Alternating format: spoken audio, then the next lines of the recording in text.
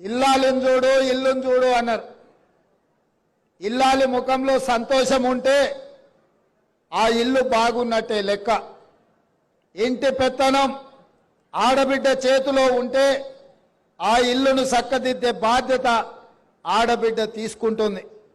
అందుకే ఈరోజు ఇందిరమ్మ ఇండ్లు తెలంగాణ రాష్ట్రంలో దాదాపుగా 4.5 లక్షల ఇండ్లు 22,500 కోట్ల రూపాయలతోని పేదవాళ్ళు ఆత్మగౌరవంతోని బ్రతకాలి, ఇందిరమ్మ ఇల్లు ఇవ్వాలి అన్న ఆలోచనతోని ఈరోజు ఈ కార్యక్రమం తీసుకున్నాం. ఈ ఇందిరమ్మ ఇల్లు ఇంటాయన పేరు మీద కాదు, మా ఆడబిడ్డల పేరు మీదనే ఇయ్యాలి అని చెప్పి ఇవాళ మన ప్రభుత్వం నిర్ణయం తీసుకున్నది.